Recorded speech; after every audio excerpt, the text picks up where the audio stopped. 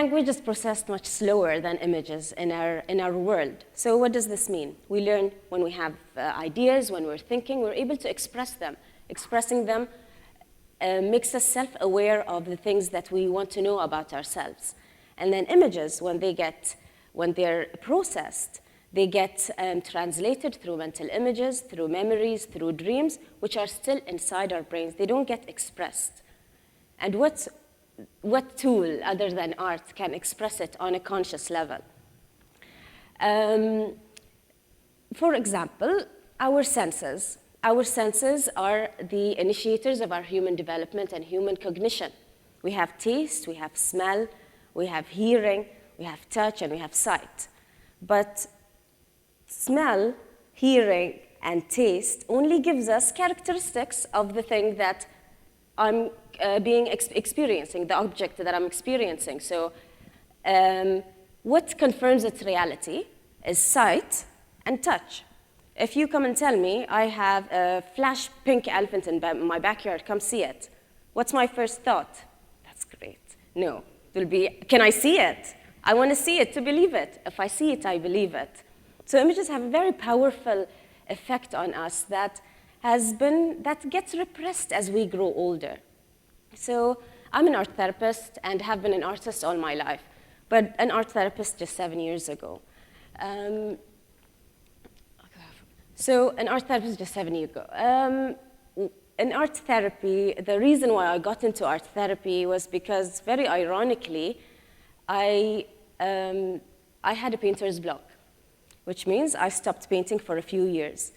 Being in painting for so long, and I was very fascinated and obsessed with it, and all of a sudden, I just had this painter's block. So to run away from that, I went to art therapy. Ironically, what happens? I get confronted with all of this disconnection. I had to kind of get into a realization and reason and know, why was I completely disconnected to my art? Art therapy was a very powerful self-awareness tool for me. So what is art therapy? Art therapy is basically a psychotherapy practice that uses art materials to affect change in the patient's life or the client's life. So in an art therapy session, the client comes in and the therapist encourages them to make art. That art will instigate communication, will bring about unconscious emotions. Images are always, when they're translated, they're true, they're real, they're organic, they're your kind of personal and internal experience. The process that you go through while you're making art as a whole is a physical, psychological, and emotional process. So how much information do we not know about ourselves in that manner? Art therapists, and more specifically, the art therapists see images in a way that they can get more information about the client. This is a picture of one of my clients, and instead of actually telling me her experience about being hospitalized and feeling vulnerable and stress, that image, before speaking about it, this is what was drawn. This image expresses her distress, expresses her center of the vulnerability that she was in when she was like surrounded with all these nurses and family members and looking at her. The way she felt, she could not express to me verbally, but she could show me. She kept saying to me, look at my eyes, this is how I felt. I could not talk. That can never be expressed to me, or I would not be able to know until I was shown. I'm able to understand, and she would understand her process in that hospital, and why was she feeling very vulnerable and distressed in that situation with these people. What does that mean about how she sees herself in a sick position? So art therapist believes that there is a clear distinction between art and products of the unconscious. Carl Jung, the father of psychotherapy, said that when I draw in a therapeutic context, this is a product of my unconscious. I'm actually translating repressed images onto the work, when an art material is only aesthetically pleasing. So they called that, in art therapy, there's good art and bad art. So good art and bad art, just to explain that notion more, what good art and bad art means in art therapy. Good art is the art that expresses these products of the unconscious, that has meaning, that is expressed somehow by very internal processes of the client.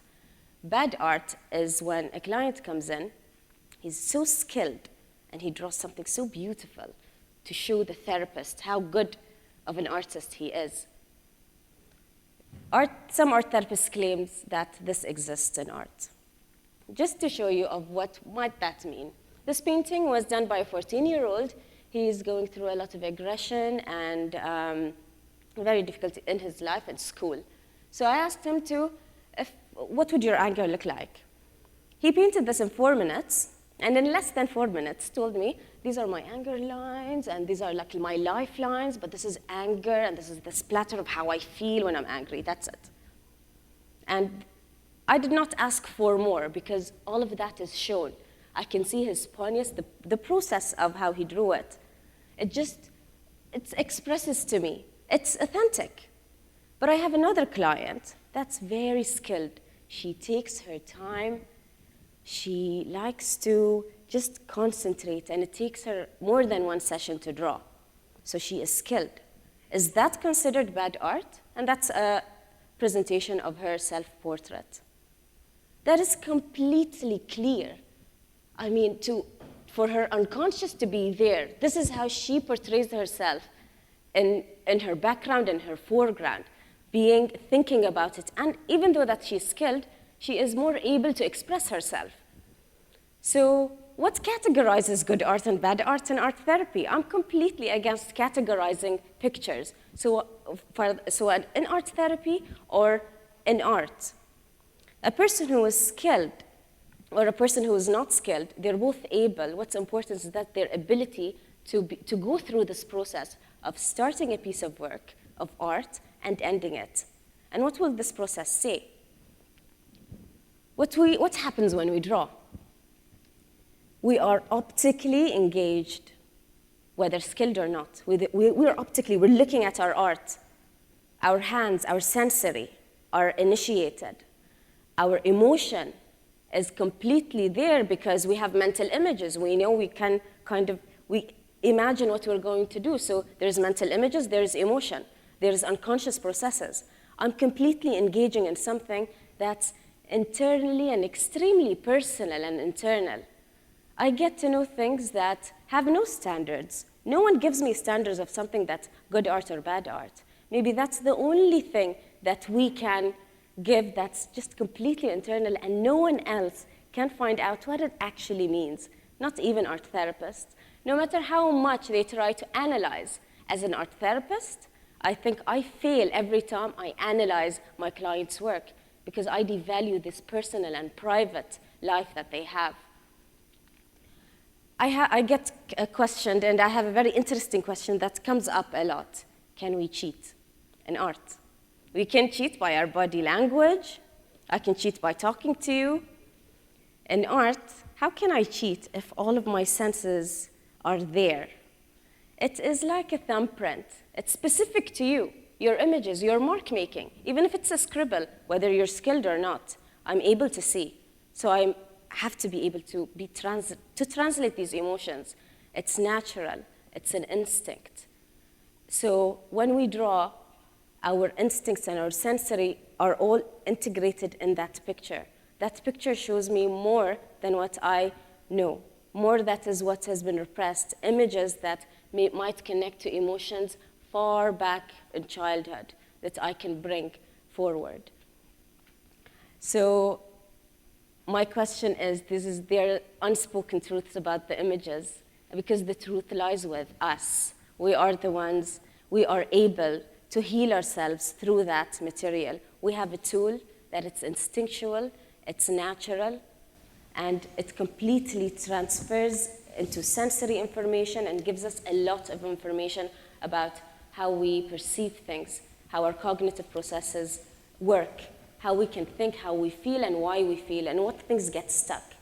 So when I draw, when you're actually drawing or making a piece of art, you're actually beginning to heal yourself in an unconscious way. I leave you with this quote, which I find it's very expressive into what art therapy and how art heals. The task of therapy is not to eliminate suffering, but to give a voice to it. To find a form in which it can be expressed. Art in itself and expression itself is transformation. This is the message that art brings. Thank you very much for your